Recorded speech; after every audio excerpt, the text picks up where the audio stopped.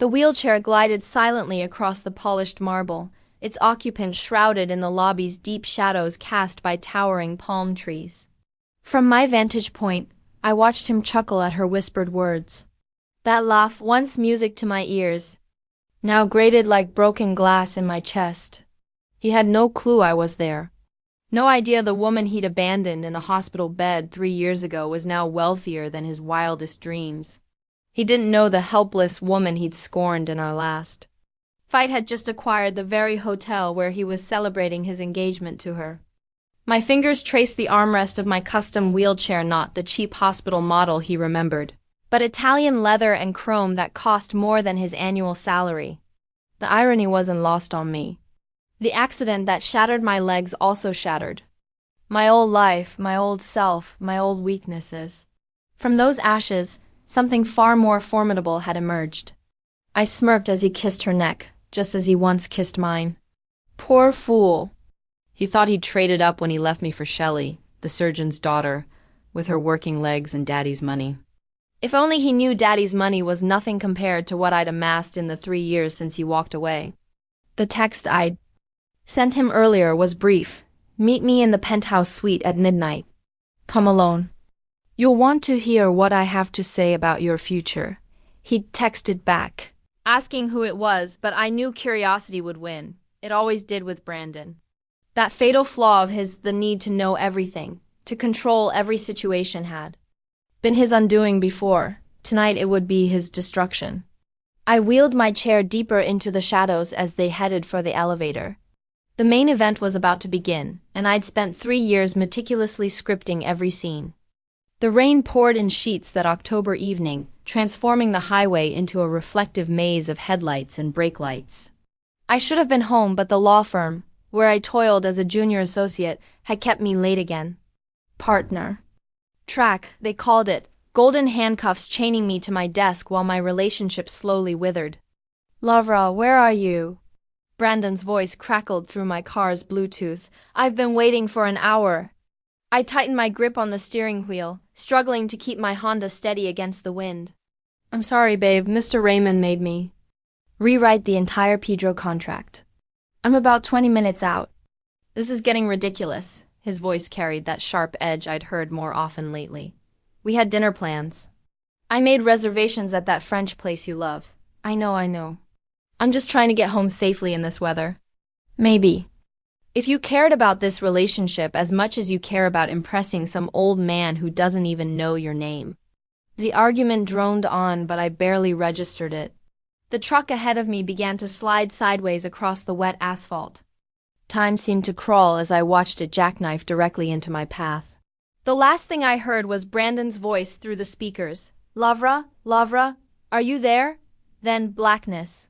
Consciousness returned in fragments. The steady beeping of monitors, the antiseptic smell that could only be a hospital. The crushing weight of something terrible I couldn't quite recall. She's waking up, a woman's voice, professional and kind, said. Lavra, can you hear me? I tried to speak, but my throat felt like sandpaper. A straw appeared at my lips and cool water soothed the burning. Where? I managed to croak. You're in Metro General Hospital. You've been in a coma for 2 weeks.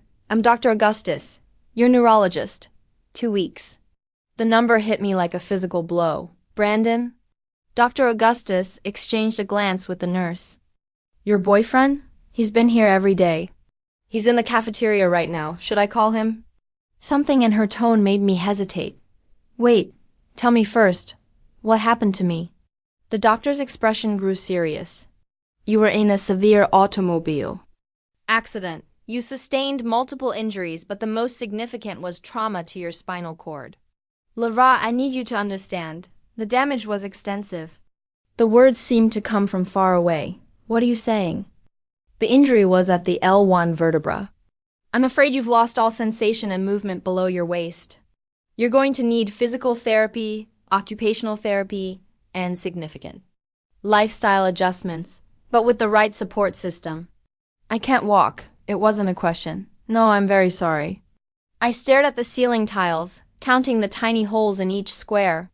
Somewhere in the distance, I could hear the doctor talking about rehabilitation, about hope, about remarkable advances in adaptive technology. But all I could think about was Brandon's face when he learned the woman he planned to marry would never walk again. "I'd like to see him now," I said quietly. Dr. Augustus nodded and left the room. Minutes later, I heard familiar footsteps in the hallway, slower than usual. The door opened and Brandon appeared, looking as if he'd aged years in the past 2 weeks. "Lavra." He rushed to my bedside, taking my hand. "Thank God you're awake. I was so scared."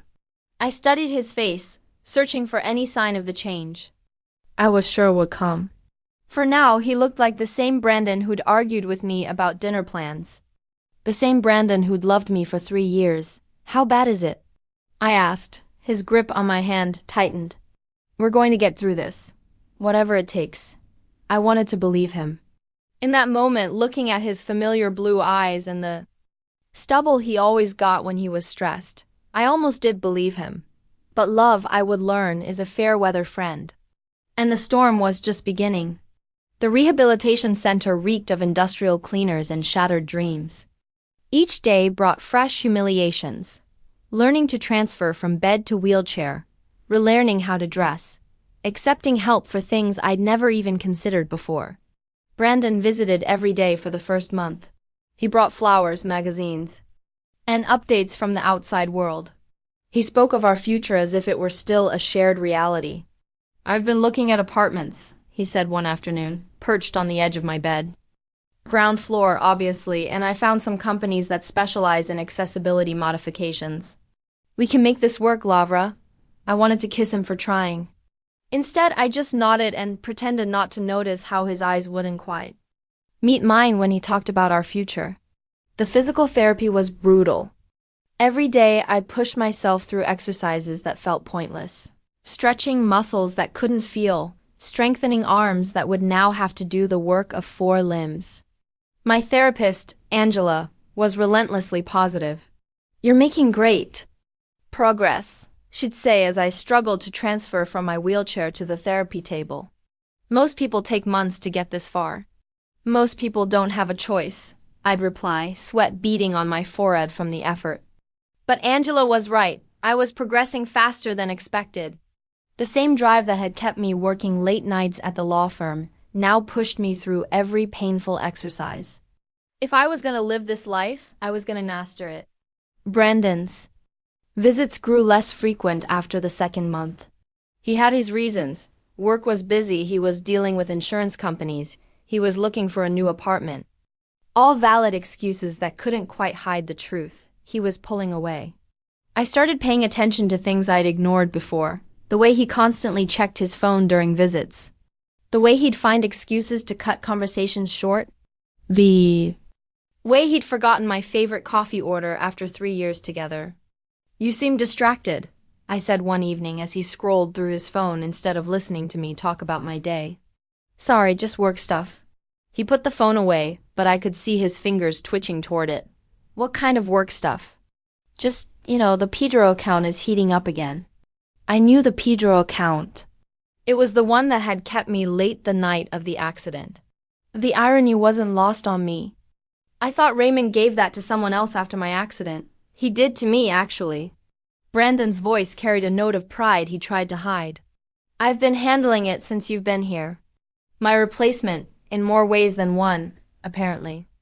That night after he left, I lay in my narrow hospital bed, staring at the ceiling. For the first time since the accident, I wasn't thinking about my legs. I was thinking about the look in Brandon's eyes when he'd talked about getting my old account. The same look he'd had when he'd gotten promoted over me 2 years ago. The same look he'd had when he'd argued with me about caring too much about impressing people who didn't know my name. Maybe he was right. Maybe I had cared too much about impressing people who didn't know my name. But now I was going to learn to impress people who did. The text message arrived on a Monday. I'd been at the rehab center for 3 months and was finally starting to feel like myself again. A different self, but myself nonetheless.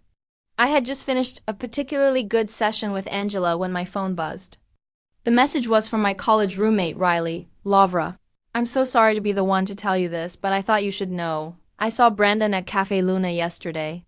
He wasn't alone. My heart stopped. "What do you mean?" He was with a woman, tall, blonde, looked like money. They were holding hands. I'm so sorry. I stared at the phone screen until the words blurred. Part of me wanted to call Riley back, to demand details, to know exactly what she'd seen. But a bigger part of me already knew. The signs had been there. For weeks, the shortened visits, the distraction. The way he'd stopped talking about our future and started talking about your recovery. I didn't call him. I didn't demand explanations. Instead, I waited. He came the next day, same as always, with the same guilty smile and the same updates about work and the weather. But now I watched him with new eyes. The way he checked his phone, the way he avoided talking about his evenings, the way he'd forgotten my favorite coffee order after 3 years together. How was your day?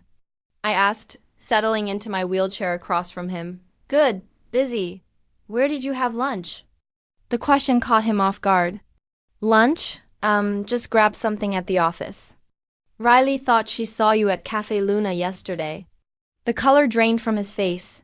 For a moment, neither of us spoke. Then he looked down at his hands and I knew. Lavra, who is she? It's not what you think. Who is she, Brandon? He was quiet for so long I thought he might not answer. Finally, he looked up and his eyes were full of tears. Her name is Shelley. She's a friend from work. Her father owns the accounting firm we use. A friend? Yes, she's been helping me through this. It's been hard, Lavra, watching you go. Through this, not knowing how to help. I almost laughed. So, you found someone to help you through watching me suffer? That's not fair. Fair? The word came out harder than I intended. You want to talk about fair? I didn't mean for this to happen, but it did happen. He nodded miserably. I'm sorry. I'm so sorry. I looked at him. Really looked at him and saw a stranger. Not the man who'd promised to love me through sickness and health, but a weak, selfish boy who'd found someone else to lean on the moment I couldn't be his strength anymore. Get out, I said quietly. Lavra, calm down. We can work through this. Get out. I love you. I still love you. If you loved me, you wouldn't have been holding another woman's hand while I was learning to live again. He stood up slowly like an old man. I'll call you tomorrow when you've had time to think. Don't. I turned my wheelchair toward the window. Don't call me. Don't come back. Don't pretend this is something we can fix. Lavra, we're done, Brandon. I heard him walk to the door, hesitate, then leave. Only when I was sure he was gone did I allow myself to cry. But even through the tears, something else was growing, something cold and calculating and completely new. If he thought a broken woman was someone he could discard, he was about to learn just how wrong he was. The lawsuit settlement arrived 6 months later. The trucking company's insurance wanted to avoid a lengthy court battle, especially with their driver texting while driving in hazardous conditions. The sum was larger than I'd ever imagined, enough to live comfortably for the rest of my life. But comfortable wasn't what I was after anymore. I used the first payment to move out of the rehabilitation center and into a luxury downtown apartment, fully accessible with wide doorways and a bathroom that looked like it belonged in a 5-star hotel. The second payment went toward hiring a personal trainer, a nutritionist, and a business consultant. If I was going to rebuild my life, I was going to do it right. What are your goals? Asked Catherine, the business consultant I'd hired. She was sharp, ambitious, and had built her own firm from nothing, exactly what I needed. I want to build something, I told her, something that can't be taken away. What industry interests you? I thought about it. Real estate. Hotels specifically? I want to own places where people go to celebrate the most important moments of their lives. That's specific. Catherine raised an eyebrow but didn't push. Real estate requires significant capital. I have significant capital. It also requires knowledge, connections, and a ruthless understanding of human nature. I smiled. I'm a fast learner. The next 2 years were a blur of 18-hour days, business meetings, and deals that would have impressed my old law firm partners. I started small, a boutique hotel in the arts district that was hemorrhaging money due to poor management. I bought it for a fraction of its value, renovated it, and transformed it into the most sought-after wedding venue in the city. The second property was a historic hotel downtown that had been neglected for decades. I saw the potential everyone else missed and bought it at auction. 18 months later, it was booked solid for the next 2 years. My physical transformation was just as dramatic. Daily training sessions had built muscle I'd never had before. My arms and shoulders were strong enough to transfer in and out of my wheelchair with fluid grace. I'd learned to dress impeccably, to do my makeup like a work of art, to carry myself with the confidence that came from knowing I could handle anything. But the most important transformation was invisible. The naive woman who'd believed in fairy tale endings was gone. In her place was someone who understood that the world was a chess game, and the only way to win was to think several moves ahead. I kept track of Brandon, of course. It wasn't hard. He was still at the same law firm, still handling the same types of cases, still small time, still hungry for something bigger. He'd moved in with Shelley, the surgeon's daughter, and they'd gotten engaged 8 months ago. The engagement announcement had been in the society pages, complete with a photo of them at some charity gala. Shelley was beautiful in a predictable way, tall, blonde, perfectly groomed, the kind of woman who'd never had to fight for anything in her life. Brandon looked older in the photo, but also more polished. Shelley's influence, no doubt. Her father's connections had gotten him promoted to senior associate. He drove a BMW now instead of the beat-up Honda he'd had when we were together. He thought he'd upgraded. Soon he'd learn the difference between money and power. The invitation arrived on expensive paper, delivered by hand to Brandon's office. I'd had it designed to look like it came from a high-end investment firm. Nothing too obvious, but impressive enough to get his attention. Mr. Walsh, it read, you have been selected as a candidate for a unique investment opportunity. Please join us for an exclusive presentation at the Grandview Hotel Penthouse Suite. Friday evening at 8 p.m. Attendance is by invitation only. Formal attire required. I knew he'd come. Brandon had always been attracted to exclusive opportunities, to the promise of shortcuts to wealth and status. It was one of the things that had drawn him to Shelley, after all. The Grandview Hotel was my latest acquisition. A stunning property overlooking the city with a penthouse suite that cost more per night than most people made in a month. I'd bought it specifically for this moment, though the papers wouldn't show my ownership for another week. I spent the day preparing. The suite was perfect. Floor-to-ceiling windows overlooking the city, elegant furniture arranged to create intimate conversation areas, and a bar stocked with the finest liquors. I'd hired a small catering staff to provide appetizers and then disappear, leaving us alone. At 7:30, I positioned myself in the main seating area facing the entrance. I'd chosen my outfit carefully, a black dress that had cost more than Brandon's. Monthly rent, jewelry that caught the light just so, and my hair styled to be both elegant and slightly familiar. At exactly 8 p.m., there was a knock on the door. Come in, I called. The door opened and Brandon stepped inside. He looked good, better than he had in the hospital. Certainly, the BMW and the promotion had given him a confidence I remembered from our early days together. He was wearing a charcoal suit that probably cost more than anything he'd owned when we were together. He looked around the suite, clearly impressed. Then his eyes found me. The recognition took a moment. I watched his face go through a series of expressions: confusion, recognition, shock, and finally something that looked like fear. Hello, Brandon, I said, my voice calm and warm. Thank you for coming. He stood frozen in the doorway, his mouth opening and closing like a fish out of water. Lavra ... I don't... How are you? Please, come in. Close the door. We have a lot to discuss. He moved like a man in a dream, closing the door behind him but staying near the entrance, as if he might need to escape. I got your invitation, he said finally. But I don't understand. What investment opportunity? The opportunity to invest in your future, I replied. Please, sit down. Can I offer you a drink? I remember you always preferred whiskey. I don't... Lavra, what is this about? Sit down, Brandon. Something in my tone must have convinced him because he moved to the chair across from me, perching on the edge like he was ready to run. You look ... double quotes, he started, then stopped. Different? I suggested. Yes, I imagine I do. 3 years can change a person quite a bit. I heard about your settlement. I'm glad you're doing well. Are you? Are you really glad? He shifted uncomfortably.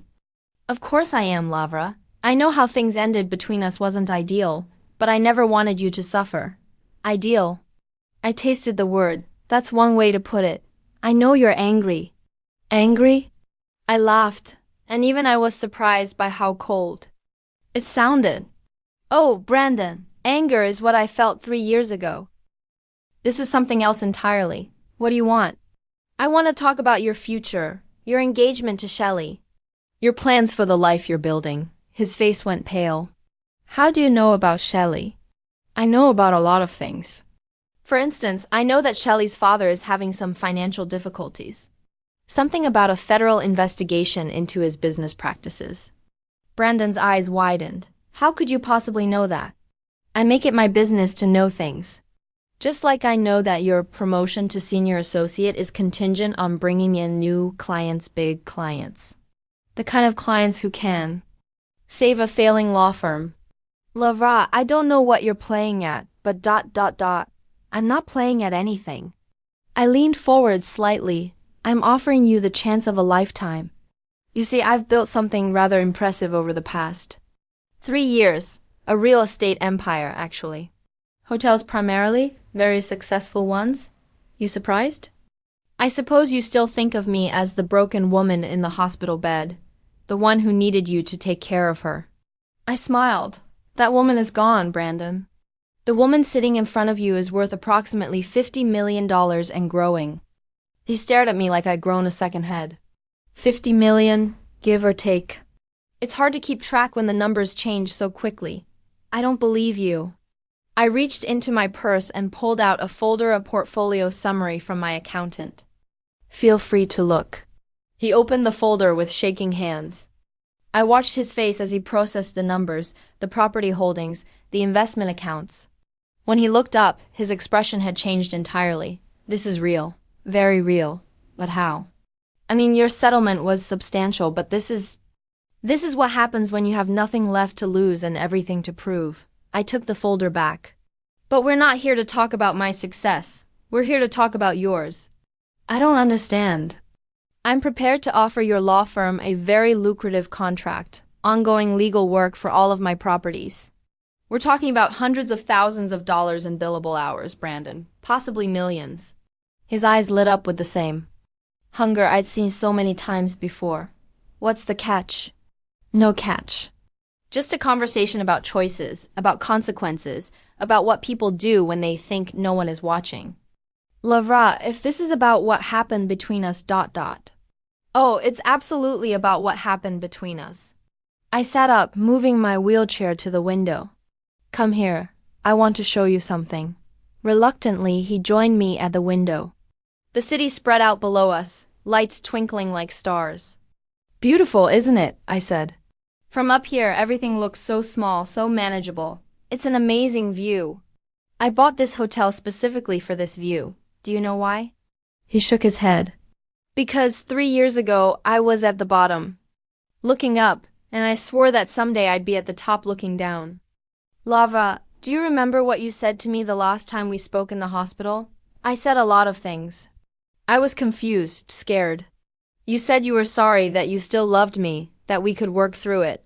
I meant it. Did you? Because, according to the records I've seen, you'd been seeing Shelley before I even woke up from my coma. The color drained from his face. That's not true. Hospital visitor logs, Brandon. Your credit card statements. Shelley's social media posts. Did you know she posted a photo of you two at dinner the night before I woke up? #perfect date, #SOULMAT. Very touching. He was quiet for a long moment. When he spoke, his voice was barely a whisper. How do you have my credit card statements? Money opens doors, Brandon. Amazing how much information becomes available when you know where to look. This is insane. You're insane. Am I? Or am I just thorough? He turned to leave, but I called. After him. You haven't heard my offer yet. I don't want to hear it. $5 million. He stopped. $5 million in guaranteed legal work over the next 3 years. Your firm will be saved. Your career will be made. Shelley's father's problems will become irrelevant. Slowly, he turned back to me. What do you want in return? I smiled. A wedding. What? I want you to marry Shelley. Have a big ceremony. Invite everyone you know. Make it the social event of the season. We're already planning to get married. I know. The date is set for next spring, isn't it? I want you to move it up to this winter. December 23rd to be exact. That's 2 months away. Plenty of time to plan a beautiful wedding. I'll even help. With the expenses. Why? Because I want you to be happy, Brandon. I want you to have everything you thought you wanted when you left me in that hospital bed. There's more to it than that. Of course there is. But the details can wait. For now, I just need to know if you're interested. He was quiet for a long time, staring out at the city lights. Finally, he turned back to me. If I say yes, what happens to us? I laughed. Brandon, there is no us. There hasn't been for 3 years. This is business. $5 million guaranteed. And all I have to do is marry Shelley in December. It's not all you have to do, but it's a start. He was weakening. I could see it in his eyes. The way he was calculating the numbers, thinking about what this could mean for his future. I need to think about it. Of course you do. Take your time. You have until tomorrow night to decide. Tomorrow night. I'm having a small dinner party tomorrow at 7, here in the suite. You and Shelley are invited. Shelley doesn't know about any of this. She will tomorrow night, assuming you say yes. And if I say no, I turned my wheelchair to face him fully. Then you walk out that door and go back to your life. Your struggling law firm. Your fiancé's father's legal troubles. Your small apartment and your modest dreams. You make it sound like a threat. It's not a threat, Brandon, it's a choice. The same choice you made 3 years ago when you decided I wasn't worth fighting for. That's not how it was. Wasn't it? You saw a broken woman and decided to find someone whole. Someone who could give you the life you wanted without requiring any sacrifice from you. You don't understand what it was like. I understand perfectly. I understand that when I needed you most, you chose yourself. And now I'm offering you the chance to choose yourself again. The only difference is that this time, I'm the one with the power. He stared at me for a long moment, and I saw the exact moment when he made his decision. The same calculating look he'd had when he decided I wasn't worth the trouble. I'll think about it, he said finally. You do that. And Brandon, when you're thinking about it, remember that this offer expires tomorrow night. There won't be another one. He nodded and walked toward the door. Just before he left, he turned back to me. Lavra, what happened to you? I smiled. I learned that the only person I can count on is myself. And I learned that sometimes the best revenge is giving people exactly what they think they want. The door closed behind him, and I was alone in the suite with the city lights and the taste of victory on my tongue. Tomorrow night, the real show would begin. Shelley was even more beautiful in person than she'd been in photos. She glided into the penthouse suite like she owned it, her blonde hair perfectly styled, her red dress probably costing more than most people's cars. She had the kind of confident beauty that came from never having to doubt her place in the world. Brandon followed behind her, looking nervous but trying to hide it. He'd obviously told her something about the meeting, but not everything. I could see the curiosity in her eyes as she looked around the suite, trying to figure out who I was and why I mattered. Shelley, I said, rolling forward to greet them. I'm Lavra Richardson. Thank you so much for coming. She extended her hand with practiced grace. Lavra, it's lovely to meet you. Brandon tells me you have a business proposition for him. For both of you, actually. Please, sit down. I've had dinner prepared. The dining table was set for 3 with candles, fresh flowers, and the finest china. I'd hired a chef from one of the city's best restaurants to prepare the meal. If I was going to do this, I was going to do it right. This is beautiful, Shelley said, settling into her chair. What kind of business are you in? Real estate. Hotels, specifically. I own several properties around the city. How interesting. I don't think I've heard of you before. I prefer to keep a low profile, but I'm looking to expand my legal representation. And Brandon came highly recommended. Shelley smiled at Brandon, pride evident in her expression. He's very talented. I'm sure he'll do wonderful work for you. I'm sure he will. The first course arrived, an elegant salad with ingredients I was sure Shelley would recognize from expensive restaurants. She ate with perfect manners, making polite conversation about the food, the weather, the beautiful view from the suite. How do you two know each other? She asked casually. I glanced at Brandon, who was pushing his food around his plate like he'd lost his appetite. We have a history, I said simply. Oh, what kind of history? We dated a long time ago. Shelley's fork paused halfway to her mouth. Really? How long ago? We were together for 3 years, I see. Shelley's voice was perfectly controlled, but I could see the calculation in her eyes. And you're comfortable working with Brandon despite your past relationship, ancient history, I said with a smile. Besides, I believe in keeping business and personal matters separate. Of course. The main course arrived, perfectly cooked. Beef tenderloin with truffle sauce. I watched Shelley eat, noting how she cut her meat into precise pieces, how she dabbed her mouth with her napkin after each bite. Everything about her was controlled, perfect, calculated. Tell me about your wedding plans, I said. Brandon mentioned you're getting married in the spring. Shelley's face lit up. Yes, May 15th, we're having the ceremony at the country club. It's going to be beautiful. I'm sure it will be. Though I have to say, winter weddings can be quite magical too. Winter? Shelley looked confused. We considered it, but spring just seemed more romantic. Of course, though there's something to be said for the intimacy of a winter ceremony. The way the snow transforms everything into a fairy tale. That does sound lovely, Shelley said politely. In fact, I continued, I was just thinking how perfect December 23rd would be for a wedding. Right before Christmas, when everything is decorated and magical, Shelley laughed. That's only 2 months away. We could never plan a wedding that quickly. Oh, but you could. With the right resources, anything is possible. I saw Brandon stiffen in his chair. Laura, he said carefully. I think we should discuss business matters separately. But this is business, Brandon. At least partially. Shelley looked between us, confusion growing in her eyes. I'm sorry, I'm not following. Of course you're not. Let me explain. I set down my fork and turned to face her directly. Shelley, how much do you know about Brandon's financial situation? Laura, Brandon started, but I held up my hand. It's a fair question. After all, you're planning to marry him. Shouldn't you know what you're getting into? Shelley's cheeks flushed. I don't think that's any of your business. You're right. It's not. But what is my business is whether the law firm I'm considering hiring can handle the scope of work I need.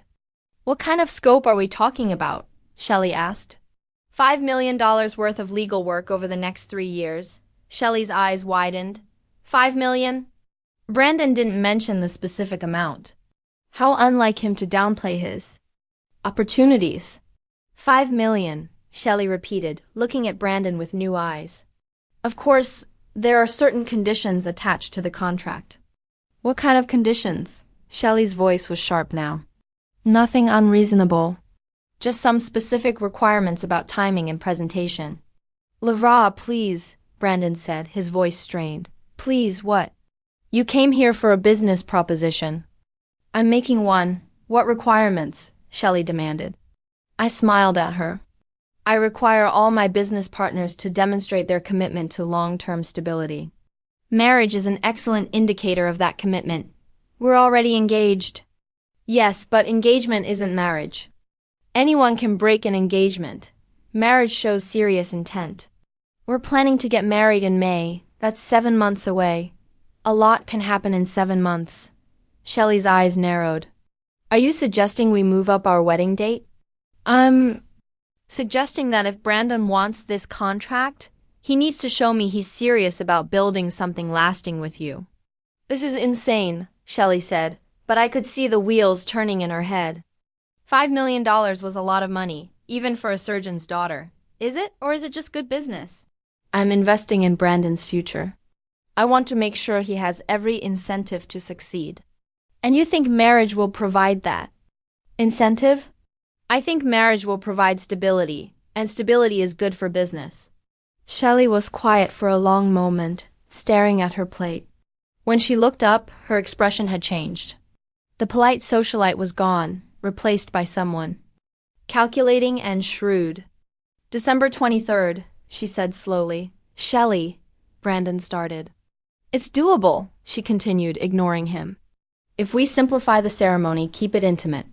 I was thinking the opposite, I said. I was thinking big, spectacular, the kind of wedding people talk about for years.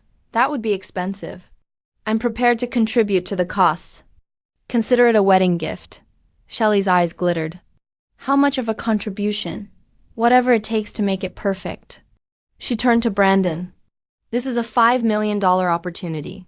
We'd be idiots to turn it down. Shelley, you don't understand. I understand perfectly.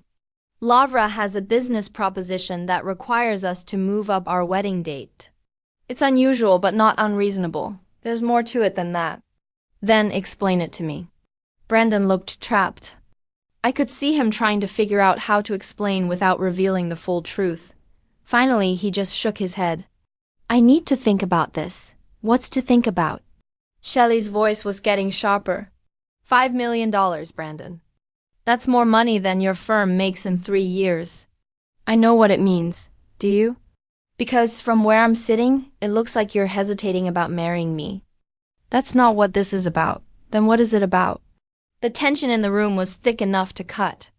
I sat back in my wheelchair, watching the drama unfold exactly as I'd planned. Perhaps, I said quietly, Brandon needs time to consider whether he's ready for the level of commitment this partnership requires.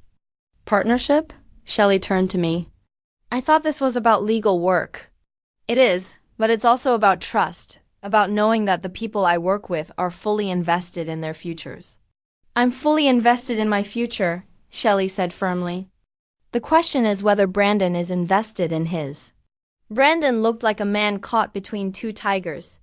Shelley, can we discuss this privately? We can discuss it right here. Lavra, what exactly are you asking for? I'm asking for a demonstration of commitment. Marriage by December 23rd. A beautiful ceremony that shows the world that you and Brandon are building something lasting together. And in exchange, $5 million in legal work, plus my assistance. With wedding costs, plus introductions to other potential clients in my network. Shelley's eyes lit up. Other clients? I know a lot of wealthy people, Shelley. People who need legal services. People who pay well for quality work. How well? Well, enough to make Brandon a partner in his firm within 2 years. That got Brandon's attention. Partner? With the right clients and the right revenue stream. Absolutely. Shelley reached across the table and took Brandon's hand. This is exactly what we've been hoping for. Shelley, you don't understand the full situation. Then explain it to me. Brandon looked at me, then at Shelley, then back at me. I could see the moment he made his decision. Lavra and I were together before, he said quietly. We lived together for 3 years. We were talking about marriage. I know that. She already told me. What she didn't tell you is that we broke up because of her accident. Shelley's expression didn't change. What kind of accident? Car accident. She was paralyzed, but I couldn't handle it. So, you left her. It wasn't that simple. It sounds pretty simple to me. Brandon looked shocked. You're not upset? About what? That you dated someone else before me? That you made a practical decision about your future? Shelley, I interjected. I'm not some romantic teenager. I understand that people make choices based on their circumstances. You chose to build a life with someone who could give you what you needed. I had to admire her coldness. It was almost as impressive as my own. So you're not bothered by this? Brandon asked. I'm bothered by the fact that you thought I would be bothered. Did you think I was going to be jealous of a woman in a wheelchair? The words hit their mark. I saw Brandon flinch, and I felt a cold satisfaction settle in my chest. That's not what I meant, he said. Isn't it? Shelley's voice was crisp. Lavra, I appreciate your honesty about your history with Brandon, and I appreciate your business proposition. $5 million is a lot of money. Yes, it is. But I have to ask, what's really in this for you? Why are you so interested in our wedding date? I smiled. Because I believe in happy endings, Shelley, and I want to make sure you and Brandon get yours. That's very generous of you. I can afford to be generous.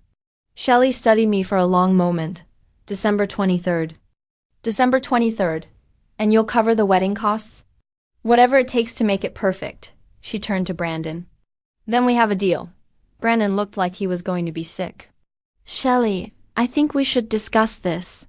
We just did. She stood up, smoothing her dress. Lavra, thank you for a lovely dinner, and for the opportunity. You're very welcome. Should we have our lawyers draw up the contracts? I'll have mine contact yours tomorrow. Shelley nodded and moved toward the door. Brandon followed reluctantly. Oh, and Shelley. I called after them. Yes? I want to be involved in the wedding planning. After all, I'm investing in it. Of course, I'll call you tomorrow. They left, and I was alone again with the city lights and the taste of victory. Phase 1 was complete. The next few weeks were a whirlwind of wedding preparations. Shelley threw herself into the planning with the same calculating precision she brought to everything else. She wanted a winter wonderland theme, complete with white flowers, crystal decorations, and enough candles to light up the entire hotel. Because, of course, the wedding was going to be held at the Grandview Hotel, my hotel, in my ballroom, with my staff serving my carefully selected menu. I think we should have ice sculptures, Shelley said, studying the ballroom layout. We'd spread across the table in my suite. Something elegant, maybe swans. Swans are lovely, I agreed, though I was thinking something more symbolic. Like what? Like a phoenix rising from the ashes. Shelley looked at me strangely. That's an unusual choice for a wedding. Is it? I think it's perfect. After all, this wedding represents new beginnings for everyone involved. I suppose so. We'd been meeting twice a week to plan the event, and I had to admit Shelley had excellent taste.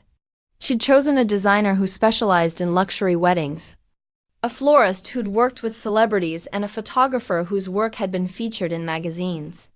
What about the guest list? I asked. We're keeping it intimate, about 100 people. Family, close friends, business associates. Anyone from Brandon's old life? What do you mean? Friends from college, former colleagues, people who knew him before. I don't think so. Brandon doesn't really keep in touch with people from his past. Interesting. A man who doesn't look back. He prefers to focus on the future. And what about you? Are you inviting anyone from your past? Of course. My sorority sisters, friends from medical school, people who matter. People who matter. I repeated the phrase thoughtfully. That's an interesting way to put it. Well, isn't that what weddings are about? Celebrating with the people who matter. Some people think weddings are about making promises, about commitment, about choosing to build something together despite the challenges. Shelley set down her pen and looked at me directly. Lavra, can I ask you something? Of course. Why? Are you really doing this? I told you. I believe in happy endings. That's what you said, but I don't think that's the whole truth. I smiled. What do you think the whole truth is? I think you're still in love with Brandon. The words hung in the air between us. I let them sit there for a moment, watching Shelley's face. Do you? I said finally. I think you never got over him. I think you've spent the last 3 years building this empire so you could win him back. And what would you do if that were true? I'd fight for him. Would you? Even knowing that he left me when I needed him most? Shelley's expression didn't change, especially knowing that. It proves he's practical, that he makes decisions based on reality, not emotion. And you admire that? I admire successful people who understand that life is about making smart choices. Even when those choices hurt other people. Everyone gets hurt sometimes. The question is whether you learn from it or let it destroy you. I had to give her credit. She was tougher than I'd expected. But then she'd have to be to survive what was coming. You're right, I said. I did love Brandon very much, And now I want him to be happy. You want both of them to be happy. In a marriage that you're essentially buying. I'm not buying anything, I'm investing in success. Brandon's success. Your success. The success of the life you're building together. And what do you get out of it? The satisfaction of knowing that good things happen to good people. Shelley stared at me for a long moment. You're lying. Am I? Yes, nobody spends this much money on someone else's happiness without getting something in return. Maybe I'm not most people. Maybe you're not, but you're also not stupid. And this whole thing feels like a very smart person playing a very complex game. I leaned back in my wheelchair. What would you do if you were me, Shelley? If I were you? If you were a woman who'd been abandoned by the man she loved when she needed him most? If you'd spent 3 years rebuilding your life from nothing? If you'd become successful beyond your wildest dreams and then had the chance to what? What would you do? Shelley was quiet for a long moment. I'd make him pay. Would you? Wouldn't you? I smiled. I suppose we'll find out. The wedding was 3 weeks away and everything was falling into place perfectly. The invitations had been sent, the flowers ordered, the menu finalized. The dress Shelley had chosen was stunning, a winter white gown that probably cost more than most people's cars. But the most important element of the wedding wasn't the flowers or the food or the dress. It was the guest list, specifically the names I'd added to it. Who are these people? Shelley asked, looking at the additions I'd made. Friends of mine. People I'd like to share this special day with, but I don't know any of them. You'll get to know them. They're lovely people, very successful, very well connected. Lavra, this is my wedding. Shouldn't I have a say in who gets invited? Of course you should. But remember, I'm contributing significantly to the cost. I think it's fair that I be allowed to invite a few friends. Shelley looked like she wanted to argue, but the money was too good. How many friends? Just a few. Maybe 20 people. 20? That's a lot. It's a big ballroom. And these are important people, Shelley. The kind of people who could be very good for Brandon's career. That changed her expression. What kind of people? Business owners, investors, people who need legal services and pay well for them. Oh, in that case, of course. She didn't ask for details about my guests. She didn't ask why I wanted specific people there or how I knew them or why they mattered to me. She just saw the opportunity and took it, just like Brandon had taught her. 3 weeks. 3 weeks until Brandon Walsh married the woman he'd chosen. Over me. 3 weeks until he got everything he'd always wanted. 3 weeks until he learned that sometimes getting what you want is the worst thing that can happen to you. The morning of the wedding dawned crisp and clear, with a kind of winter light that made everything look magical. The ballroom had been transformed into a winter wonderland exactly as Shelley had envisioned, complete with white flowers, crystal decorations, and enough candles to create a warm, romantic glow. I arrived early to oversee the final preparations. My staff moved with practiced efficiency, arranging flowers, setting up chairs, preparing the bar. Everything was perfect. Everything was ready. Lavra! Shelley appeared in the doorway, radiant, in her wedding dress. I can't believe it's actually happening. You look beautiful, I said, and meant it. She really did look stunning. Thank you for everything. I know this arrangement is unusual, but I'm grateful for the opportunity. The opportunity to marry Brandon with all of this? She gestured around the ballroom. To start our marriage with security and success. Not everyone gets that chance. No, I agreed. Not everyone does. I should go finish getting ready. The photographer wants to do some shots before the ceremony. Of course. I'll be here making sure everything runs smoothly. She left, and I was alone in the ballroom. I rolled my wheelchair to the center of the room, looking around at what I'd created. In a few hours, this room would be filled with people celebrating Brandon's marriage to another woman.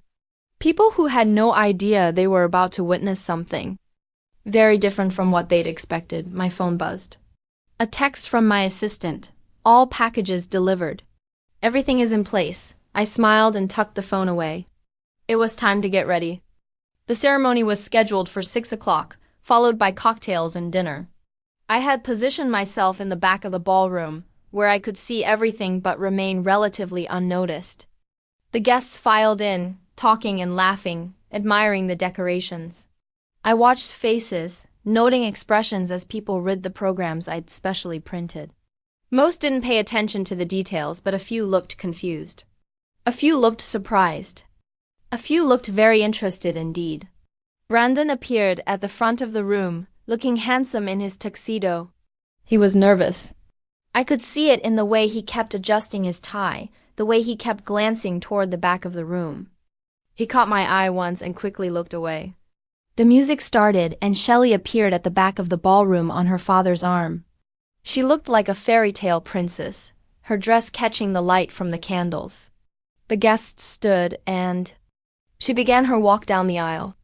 I watched Brandon's face as she approached. He looked like a man getting exactly what he'd always wanted: success, security, a beautiful woman who understood that love was really about making smart choices. The ceremony was beautiful. The officiant spoke about commitment, about building a life together, about the importance of choosing a partner who would stand by you through good times and bad. I wondered if Brandon was thinking about the irony of those words.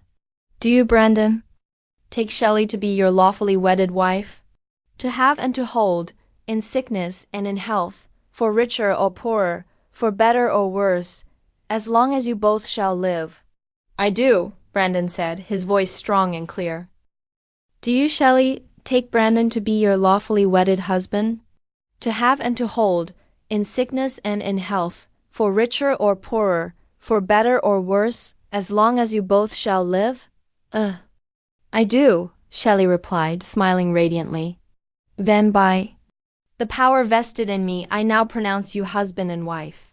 You may kiss the bride. They kissed, and the guests erupted in applause. I clapped along with everyone else, watching as Brandon and Shelley smiled at each other like they'd just won the lottery. In a way, the cocktail hour was elegant and festive.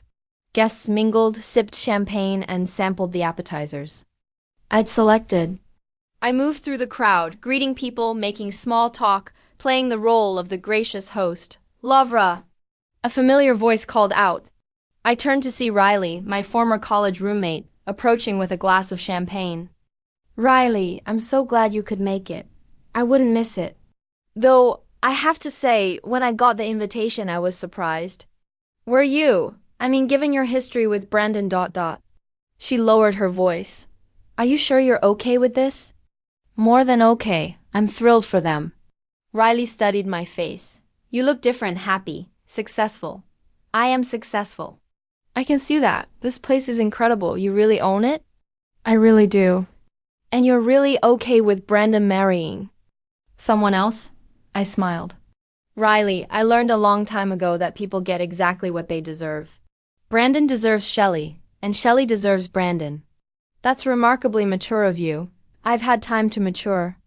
Dinner was served at 8, and I'd arranged for myself to be seated at a table near the front where I could observe the wedding party. Brandon and Shelley sat at the head table, looking like the perfect couple. They fed each other cake, laughed at the speeches, and danced to their first song as husband and wife. But I noticed other things too. The way Brandon's eyes kept finding me in the crowd. The way Shelley's smile seemed a little too practiced. The way some of my specially invited guests were having very interesting conversations with other attendees. At 9:30, I wheeled myself to the microphone. Excuse me, I said, my voice carrying clearly through the ballroom. Could I have everyone's attention? The room quieted, and all eyes turned to me. I'd like to say a few words about the happy couple. Brandon looked panicked. Shelley looked confused. 3 years ago, I began, I thought I knew what love was. I thought love meant commitment. I thought it meant standing by someone no matter what challenges life brought. The room was completely silent now. I was wrong. I paused, letting the words sink in. Love isn't about commitment. It's about choice. It's about choosing what's best for you, regardless of the cost to others. Brandon half stood from his chair, but Shelley put a hand on his arm, keeping him seated. Brandon taught me that lesson. When I was lying in a hospital bed, paralyzed from the waist down, he taught me that love is conditional. That it depends on what you can give, not what you need. The guests were shifting uncomfortably now. Some were looking at Brandon with new interest. But I want to thank him for that lesson, because it changed my life. It made me realize that if I was going to survive, I had to become someone who didn't need anyone else. I moved my wheelchair closer to the head table, and so I did. I built a business empire. I acquired wealth beyond my wildest dreams. I became someone who could take care of herself no matter what life threw at her. Lavra, Brandon said quietly. Please don't do this. Do what? Tell the truth? Celebrate your wedding? Share my joy at seeing you get exactly what you always wanted. Shelley's face had gone pale. I think you should stop this. Should I? But I'm not finished with my toast. I turned back to the crowd. You see, Brandon didn't just teach me about love. He taught me about justice. About how people who make selfish choices should get to live with the consequences of those choices. The room was deadly quiet now. Brandon, do you remember what you said to me the night you left me in the hospital? Lavra, stop. You said, I was being selfish. That I was holding you back from the life you deserved. That you couldn't waste your future taking care of someone who would never be whole again? A few guests gasped. Shelley's face was as white as her dress. Well, I want you to know that you were right. You do deserve the life you've chosen. You deserve Shelley, who understands that love is really about making smart choices. You deserve the success that comes from abandoning people when they become inconvenient. Stop, Shelley said, standing up. Stop this right now, but I'm not done with my wedding gift yet. I reached into my purse and pulled out a manila envelope. You see, I've been thinking about what would make the perfect wedding present for a couple who understands that marriage is really a business arrangement. I opened the envelope and pulled out a stack of papers. These are copies of some very interesting documents. Financial records, actually, showing exactly how Brandon's law firm has been handling certain client accounts. Brandon's face went dead white. Turns out, when you're desperate to impress new clients, sometimes you make questionable choices about how to manage their money. You're lying, Shelley said, but her voice shook. Am I, Brandon? Would you like to tell Shelley about the Pedro account? The one you've been skimming from to pay for your new lifestyle? I never would. Or would you prefer to tell her about the Peterson Trust Fund? The one you've been using as your personal loan program? Brandon stood up so fast his chair fell over. You can't prove any of that, can't I? I smiled. Brandon, you always did underestimate me. Did you really think I'd hire your firm without doing a thorough background check? This is insane, Shelley said. You're making this up, am I? Perhaps you should ask your father about the federal investigation into his business practices. The one that's been going on for 6 months. The one that's about to result in criminal charges. Shelley's face crumpled. How do you know about that? Because I'm the one who reported him. The room erupted in shocked murmurs. Several guests were already reaching for their phones. You see, I continued, your father's been laundering money through his medical practice for years, moving drug money through fake patient accounts. It's really quite clever, actually. You're lying, Shelley whispered. The FBI raided his office this morning. They should be making arrests any minute now. As if on cue, Shelley's phone rang. She looked at the caller ID, and her face went even paler. You might want to take that, I suggested. It's probably your mother. Shelley answered the phone with shaking hands. I couldn't hear what was said, but I could see her face change from confusion to horror to devastation. No, she whispered into the phone. No, that can't be right.